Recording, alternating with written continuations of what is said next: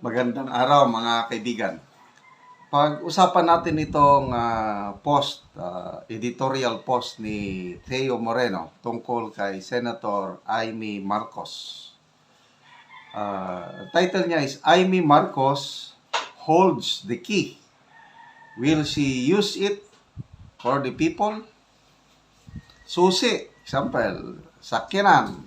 Kung hawak mang susi, ay ikaw lang makapatakbo. Bahay. Pag nasa yung susi, ma-open mo. So, importante yung susi. So, hawak daw ni Senator Amy Marcos ang susi para kay PRRD. Yung mapabalik ba niya si PRRD. Okay? So, isa sa mga hinahangan ko ng mga DDS social media influencers, itong si Theo Moreno, napakatalino ang kanyang pareha sila ni Optic Politics.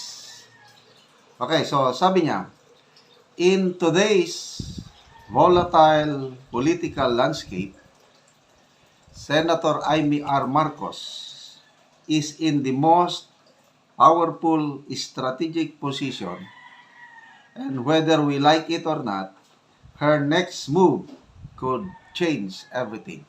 So, kung negative ang tingin nyo kay Senator Amy, pakinggan nyo lang muna itong explanation ni Alam ko maraming mga DDS na galit na kay Senator Amy Marcos dahil nga yung apelyido niya. Hindi na daw pwedeng mapagkatiwala ng mga Marcoses. Kaya lang, pakinggan natin itong sinasabi ni he holds two strategic positions. Ano yun? As the sister of the President and the chairperson of both the Senate Committee on Electoral Reforms and People's Participation and the Committee on Foreign Relations, she is now at the front lines of two urgent national issues. Number one, the looming threat of massive election cheating. Number two, the unlawful ICC arrest order against PRRD. Okay. So, naibalita na kanina sa Davao. Nako, mga election paraphernalias ng COMELEC, instead na itago sa isang safe, secured location, nandoon, nakatago sa isang private residence. Nakakabahala po ito. So, si Senator Amy bilang chairperson ng Committee on Electoral Reforms, malaking maitulong niya kung gusto niyang magkaroon ng honest election. Then, of course, yung nasimulan niya ng committee hearing, pag-aresto kay PRRD. Okay. Let's be clear, sabi ni Theo. This is not an endorsement of Amy Marcos. This is a reality check. If you don't understand, discontinue reading. Yung sinasabi ko na nga. Pag sarado na ang iyong utak tungkol kay Senator Amy, wala na tayong pag-usapan. Ako, open pa rin ang aking isipan tungkol kay Senator Amy. Binabalansi ko pa. I have made up my mind, yung 10 Duterte, 10 kandidato na in-endorso ni BP Sara, made na ko nun. Yun ang aking bubutuan, yun ang aking ikakampanya. So, mayroon pang dalawa. Namimili pa ko sino yung dalawa.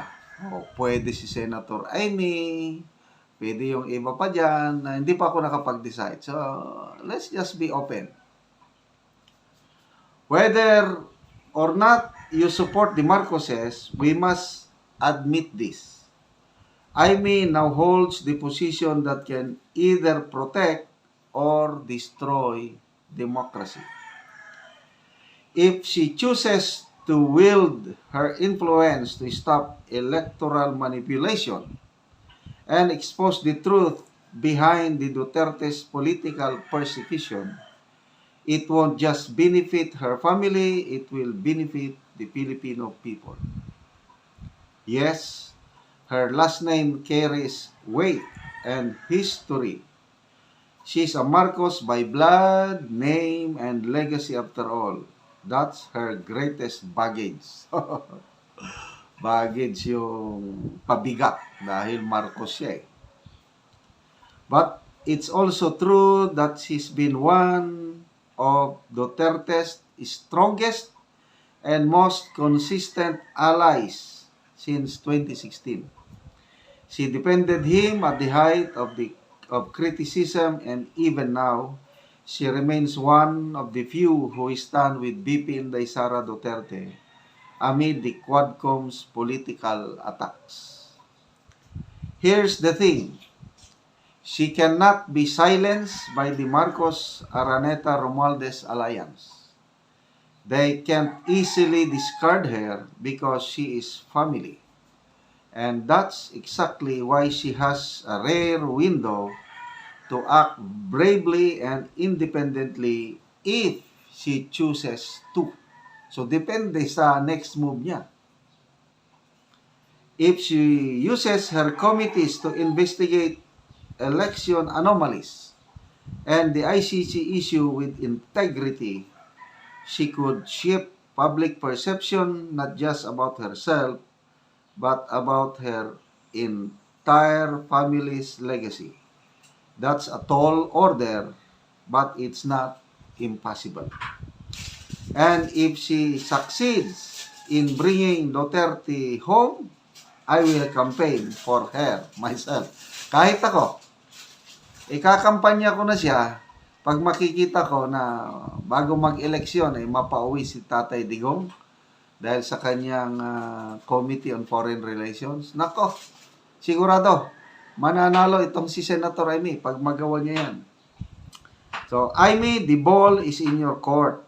This is your chance to prove that not all siblings follow the same path of tyranny and corruption. In every family, there's always one who chooses to break the cycle. We're watching, we're waiting. Use your bloodline, your influence, and your committees, not for power, but for justice. Do it for the country. Do it for Duterte. Do it for us. Editorial, Teo Moreno. Wow!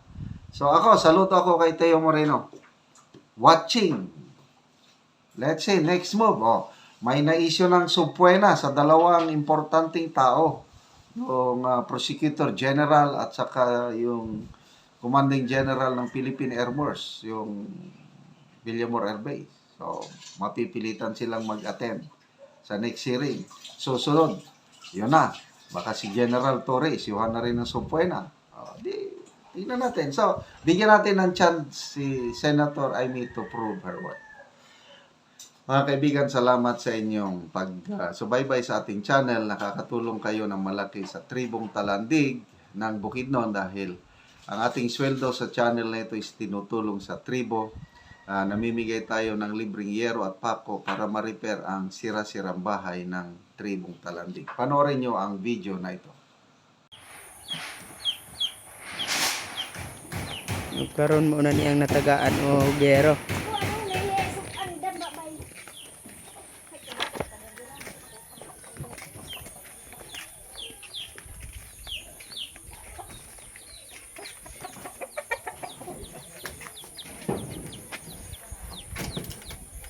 O karon mo na ni ang balay sa natagaan na mo o gero. Ano ni siya? Ang uban nga bulsot giisklastipan ng intawon.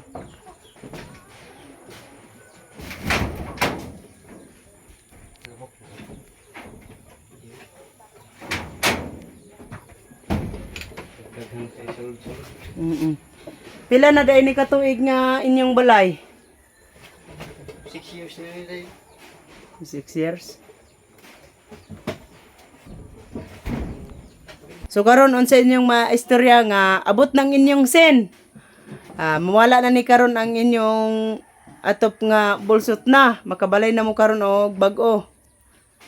Unsa inyong maistorya? Unang-una, salamat sa Ginoo og ang nagtan-aw sa YouTube nga natagaan nami og sen og maayuhan na gini among balay nga buslot. Aron di na mo matuluan. Pila na din ni katuig ang inyong balay? 6 years. 6 years na katuig. So, dugay-dugay na. O, mga dako na ang bulsot. Kung mag-ulan, asa man mo matulog? Di ra sa kuan, di ra sa kilid. Di Sa ra. ulan na planggana ang kuan. O, salod ng planggana. So, gahapon, kusog nga ulan. So, mauna niyang nasalod. Nga tubig. Awas na uban. Ang awas ng uban. Lagi ba? So, karon maayo naman ni kay. Natagaan naman mo gero lansang, Paco Plincent. So, maayo na ni karon ang inyong balay. Makaatop naman mo. Di na gini karon tuluan. Oo, sige. Salamat. Salamat po sa vlogger nga nagatag. Oo. Hopefully, Oo. magpadayon ang imong suporta para daghan pa kag matabangan. Mm-mm. Pareha sa amo Hopefully nga po tulong nga kanang mayo imong panglawas permanente para daghan po maka dawat sa imong hinabang. Thank you. Oo, sige. Salamat.